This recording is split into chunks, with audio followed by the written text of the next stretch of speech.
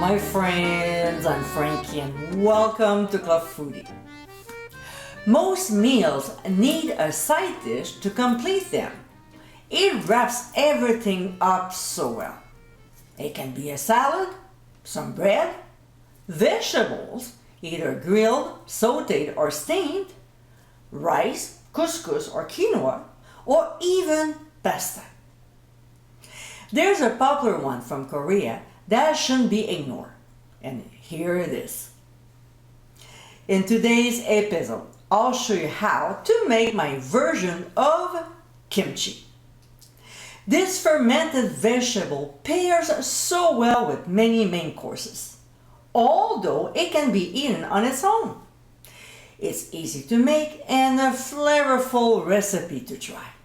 So my friends, let's get cooking. In a small measuring cup, we'll pour in about half a cup of boiling water. And to this, add a quarter cup of coarse sea salt. I'm using Himalayan. We'll give a good stir and let it sit until mostly dissolved. If there are still some coarse particles, don't worry about that, and you'll see why later. Now, let's prep the Napa cabbage. We'll cut the core and discard it. Then we'll cut the vegetable in half and half again. From here, we'll simply slice it. We're looking for roughly 2-inch square pieces. Next, we'll transfer the cabbage pieces into a large bowl and add the salted water. We'll pour cold water over enough to cover and let it sit for 2.5 to 3 hours, swirling it around every 20 minutes. Now, to keep my cabbage submerged, I place a lid that is slightly smaller than the bowl, so I can keep the pieces under the water. You can also use a plate if you like. And as I said, we'll toss the vegetable every now and then and place the lid back. What brining does is to soften the cabbage and make it pliable and tender. To know when time is up is when the white part, which is the toughest one, is bending easily like this one. Next, we'll drain the cabbage pieces into a colander and rinse them thoroughly a couple of times under cold water. This is how we'll get rid of the coarse sea salt if there's any left. We'll let them dry for a while.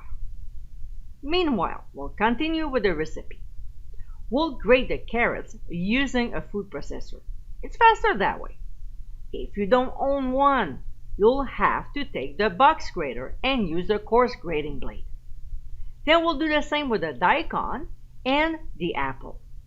The type I'm using today is Fuji, and this will give a hint of sweetness to the kimchi.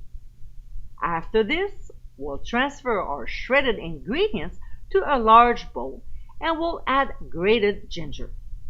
Now, this one is easier to do using a box grater.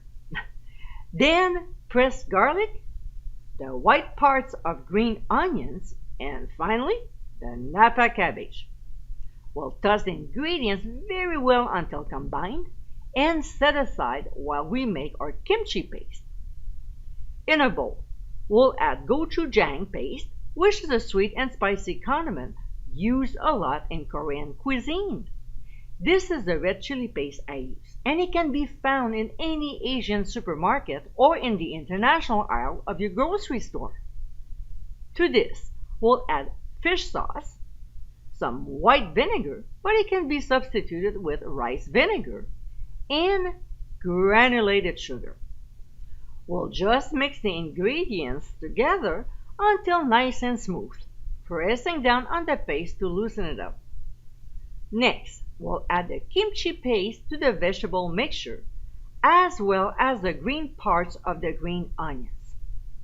Now, wearing a glove because we don't want our hand to be stained, we'll toss the ingredients until everything is very well coated. The next step is to tightly fill the kimchi in the sterilized jars, leaving about a half an inch head space. Here you go. See, just like this, nicely packed with some space on top. When we're done filling up the jars, there will be some liquid left in the bowl. We don't throw that away. No, no, no. What we'll do is to pour the remaining liquid into the jars as evenly as we can. I like to transfer the liquid into a measuring cup so I know the exact amount to pour in. Then we'll apply the lids and screw bands finger tight. We are not processing the jars in a water bath, not in this recipe.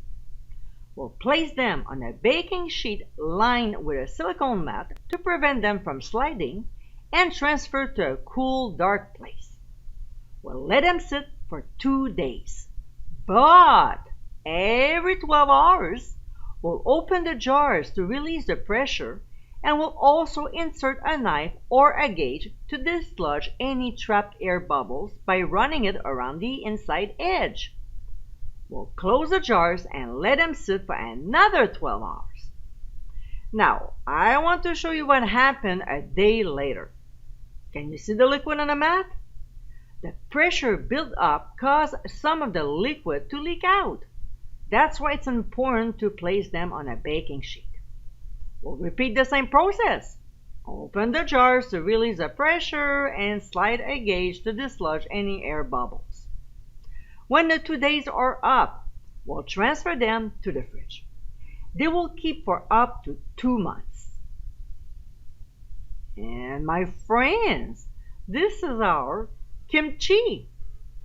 This spicy Korean condiment is very easy to make and a great addition for many dishes, but it can also be eaten on its own. It can be used as an ingredient in recipes like dumplings, noodles, rice, or even pizza. If you like kimchi, you can now make this tasty item at home.